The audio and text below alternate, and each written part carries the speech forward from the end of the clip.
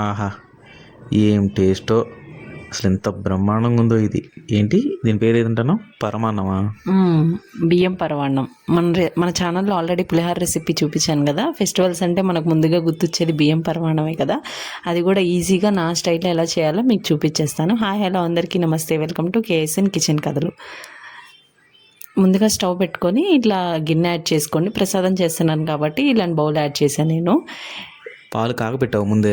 ముందుగా కొంచెం కాగపెట్టుకోండి పాలు. అప్పుడు ఏంటంటే కొంచెం త్వరగా పొంగు వస్తుంది. ఇట్లా వేరే దాంట్లోకి ట్రాన్స్ఫర్ చేసుకోండి. ఒక పొంగు రానిచ్చేంత వరకు మరిగించాలి దీన్ని. చూసారు కదా ఇట్లా పొంగు వస్తుంది.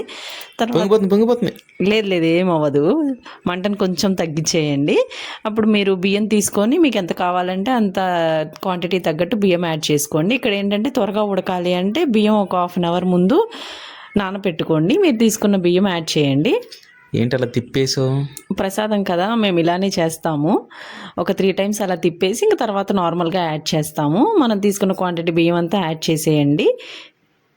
ఇక్కడ పాలు ఏంటంటే కొంచెం చిక్కగా ఉన్న పాలు తీసుకోండి, టేస్ట్ బాగుంటుంది. అలానే వాటర్ కలపకుండా కూడా చేసుకోండి, చిక్కగా ఉంటుంది. నా కూతురికి చాలా ఇష్టమమ్మో ఇది. బాగా జాగ్రత్త చేయి.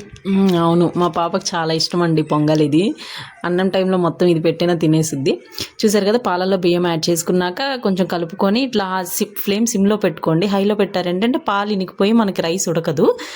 ఇట్లా లో ఫ్లేమ్లో పెట్టుకొని కొంచెం బాగా ఉడికించుకోండి. మధ్యలో కొంచెం ఒక 2 ఇలాచీలు యాడ్ చేసుకోండి. అది అలా ఉడుకుతుండగా కొంచెం దాంట్లో డ్రై ఫ్రూట్స్ మీకు ఏది కావాలంటే అది ఇట్లా నెయ్యిలో కొంచెం ఫ్రై చేసుకోండి. నేను నెయ్యి యాడ్ చేస్తున్నాను, మీరు ఆయిల్ కూడా యాడ్ చేసుకోవచ్చు, ఏం కాదు. నెయ్యి కొంచెం హీట్ అయ్యాక దీంట్లో కొంచెం కిస్మిస్ యాడ్ చేస్తున్నాను.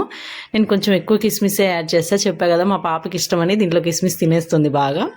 ఇది 2 మినిట్స్ ఫ్రై అయ్యాక తీసి పక్కన పెట్టేసుకోండి. కొంచెం ఫ్రై అవుతున్నాను కానీ స్టవ్ ఆఫ్ చేసుకోండి, లేదంటే మాడిపోతుంది కిస్మిస్.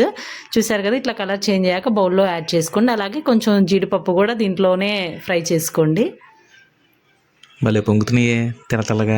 చూసారు కదా, ఇట్లా మారాకే తీసేసుకోండి. ఇంకొంచెం కలర్ చేంజ్ అయ్యేదాకా ఉంచితే మనం తీసాక ఇంకా మాడిపోతాయి. అలాగే జీడిపప్పు కూడా ఇలానే ఫ్రై చేసుకోండి. ఇది కూడా కొంచెం బ్రౌనిష్ అయ్యాక తీసేయండి, లేకపోతే ఎక్కువ మాడిపోతుంది. యమ్మీ యమ్మీ, ఇవాళ సూపర్ ఉండబోతుంది లంచ్. అవును, మరి మీరు కూడా ట్రై చేయండి. మీరు సెకండ్ శుక్రవారం చేసుకుంటారని మీకు ముందుగా పోస్ట్ చేస్తున్నాయి 2 రెసిపీస్, పులిహార పరమాన్నము. ఒకసారి నేను చూపించే స్టైల్లో ట్రై చేయండి మీరు కూడా. చూసారు కదా, ఇది కొంచెం దగ్గరికి పడింది కానీ నాకు ఇక్కడ బియ్యము ఉడకలేదు, సో నేను పాలు యాడ్ చేస్తున్నాను. మీరు ప్రాసెస్ అంతా పాలు యాడ్ చేసుకుంటూ దీన్ని ఉడికించుకోండి. ఆల్రెడీ మొత్తం పాలు కాగబెట్టుకొని ఉంచుకోండి, పచ్చి పాలు పోయకూడదు, కాగబెట్టుకున్న పాలే పోయాలి. అలానే హాఫ్ ఉడికిపోయింది కదా, ఈ స్టేజ్లో బెల్లం యాడ్ చేస్తున్నా. కొంచెం చిన్న చిన్న ముక్కలుగా కట్ చేసుకొని యాడ్ చేసుకోండి. మనకు పరమాన్నం ఉడికే లోపల బెల్లం అంతా కరిగిపోతుంది. చూసారు కదా ఎంత బాగుందో చూడటానికి. టేస్ట్ మాత్రం చాలా బాగుంటుంది, సింపుల్గా అయిపోతుంది. ఇక్కడ ఏం లేదండి, పాలు ఏంటంటే కొంచెం చిక్కటి పాలు తీసుకోండి అంతే, వాటర్ యాడ్ చేయకండి. లాస్ట్లో మనము ఫ్రై చేసుకున్న డ్రై ఫ్రూట్స్ అన్నీ యాడ్ చేసుకొని ఒక 5 మినిట్స్ ఉంచుకోండి. పెట్టు ప్లేట్లో పెట్టు తొందరగా. ముందు దేవుడికి పెట్టాలి, ఆ తర్వాతే మీకు. సారీ. ముందుగా దేవుడికి ప్రసాదం పెట్టాకే తర్వాత నీ కూతురికి, ఆ తర్వాతే నీకు. ఫస్ట్ నీ కూతురు చెప్తుంది టేస్ట్ ఎలా ఉందో. కూతురు అన్నా కాబట్టి సరిపోయింది, లేకపోతే యుద్ధాలు జరిగిపోయాయి ఇవాళ.